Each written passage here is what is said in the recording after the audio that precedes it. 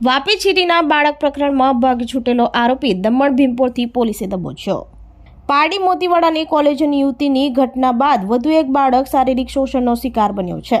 25મી ડિસેમ્બરે રાત્રે 9 વાગે વાપી નજીકના છીરીમાં રહેતો 7 વર્ષીય બાળક પોતાના પિતા સાથે 10 રૂપિયા લઈને કુરકુરે લેવા માટે નીકળ્યો હતો।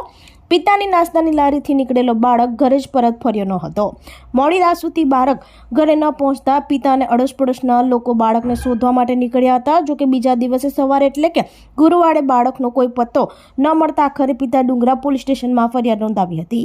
જે બાદ અપહરણની ફરિયાદ પોલીસે તપાસનો ધમધમાટ શરૂ કર્યા હતા। જિલ્લા પોલીસની તમામ તપાસ એજન્સી અને ડુંગરા પોલીસની ટીમોએ બાળકનું સર્ચ ઓપરેશન હાથ ધર્યું હતું।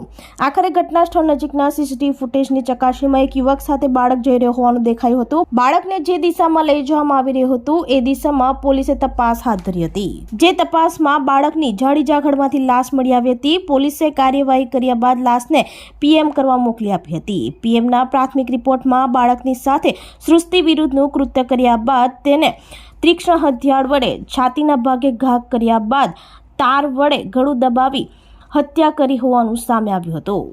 પોલીસે આરોપી વાપી વિસ્તારમાં ફરાર થઈ જાય એ પૂર્વે દમણના ભીમપોર વિસ્તારમાંથી બાતમીના આધારે આરોપીની ધરપકડ કરી હતી। આરોપીની ઓળખ મૂળ બિહાર અને હાલમાં વાપીના છીરી ગામે વડિયાવાડ સ્થિત ભાવેશ ગુલાબભાઈ પટેલની ચાલીમાં રહેતા શિવકુમાર ઉર્ફે શિવકાંતા રવિદાસ તરીકે થઈ હતી।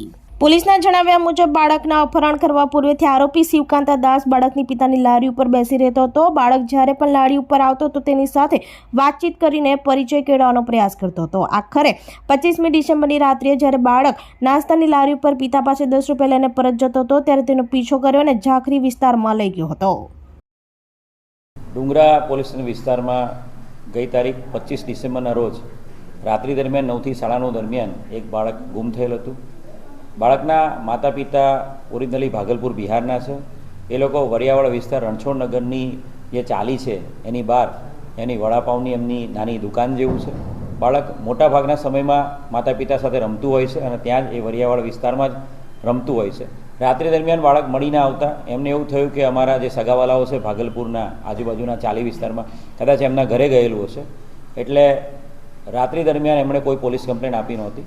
નેક્સ્ટ ડે મોર્નિંગ સુધી બાળક ન મળતા 11 વાગ્યાના સમયમાં એ લોકો ડુંગરા પોલીસ સ્ટેશન ફરિયાદ આપવા માટે આવ્યા હતા। આખી રાત સુધી બાળક નહોતું મળેલું અને એની બનાવની ગંભીરતાને ધ્યાને રાખીને તાત્કાલિક ડુંગરા પોલીસ સ્ટેશન સાથે સાથે Vapi town police station, crime branch SOG, DYSP અને એએસપી સહિત તમામ કાફલો ત્યાં પહોંચી ગયેલો હતો। જે આખો વાપી ટાઉન વિસ્તારના સીસીટીવી ફૂટેજીસ ચેક કરવામાં આવ્યા હતા। સાથે સાથે જે રણછોડનગર વિસ્તાર છે એના સીસીટીવી ફૂટેજ ચેક કરતા એક ચોક્કસ એક શંકાસ્પદ વ્યક્તિ સાથે આ બાળક ચાલતું જતું દેખાયું હતું અને જે વિસ્તાર તરફ એ બાળક જઈ રહ્યું હતું એ વ્યક્તિ સાથે એ વિસ્તારમાં જે ઝાડીવાળો આખો એરિયા ખુલ્લું મેદાન અને એની સાથે સાથે ઝાડીવાળો એરિયા હતો એ એરિયામાં થરલી આજુબાજુની કંપનીના મજૂરો સાથે સાથે ચાલીના સ્થાનિક લોકો અને પોલીસ દ્વારા અને ડ્રોન દ્વારા સર્ચ કરવામાં આવ્યું હતું અને અનફોર્ચ્યુનેટલી એ બાળક મૃત હાલતમાં ઝાડીમાંથી મળી આવેલું હતું। બાળકની જે મૃત હાલતમાં બાળક મળી આવ્યું એના આધારે તાત્કાલિક એફએસએલની ટીમ ડોગ સ્કોડ બોલાવી લેવામાં આવ્યો હતો। બાળકનું ફોરેન્સિક પીએમ કરાવતા બાળક સાથે દુષ્કર્મ થયાની અને બાળકનું ધારદાર હથિયાર વડે હત્યા નિપજાવવાનું ખુલેલું છે અને એના આધારે આગળની જે ભારતીય ન્યાય સંહિતાની કલમનો ઉમેરો કરવામાં આવ્યો છે। ગઈકાલે જે શંકાસ્પદ વ્યક્તિ સીસીટીવીમાં દેખાયેલો હતો એ શંકાસ્પદ વ્યક્તિને રાત્રે જ પકડી પાડવામાં આવ્યો છે। એ વ્યક્તિનું નામ શિવકુમાર ઉર્ફે શિવાદાસ છે। એ વ્યક્તિ ઓરિજિનલી ભાગલપુર બિહારનો છે।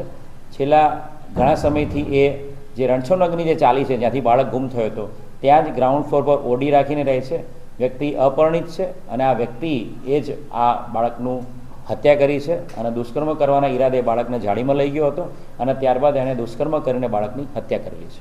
એ વ્યક્તિ શિવા છે એ રેગ્યુલરલી ત્યાં જ જે બાળક રમતું હોય છે એરિયામાં જ બેઠેલો હોય છે અને એ બાળક છે એણે 10 રૂપિયા તને નાસ્તો કરવા આપીશ એમ લાલચ આપીને એને ચાલતો એની સાથે લઈ ગયો હતો અને ઝાડીઓમાં એને ઉંચકીને લઈ જઈને એની સાથે દુષ્કર્મ કરીને એની હત્યા નિપજાવી હતી। આ વિસ્તાર ખૂબ જ ગીચ વિસ્તાર હતો અને આ ગીચ વિસ્તારમાં અલગ અલગ ઝાડી વિસ્તારમાં પોલીસની અને સ્થાનિક લોકોની મદદની સાથે સાથે ડ્રોનનો પણ સર્ચ કરવા માટે ઉપયોગ કરવામાં આવ્યો હતો। આપણી સંકલ્પ ન્યૂઝ ચેનલને સબસ્ક્રાઇબ અને લાઇક કરો, બેલ આઇકન દબાવો જેથી આવનાર ન્યૂઝ અપડેટ્સની નોટિફિકેશન આપના મોબાઈલ પર સૌથી પહેલા પહોંચે। Like, subscribe and share the video.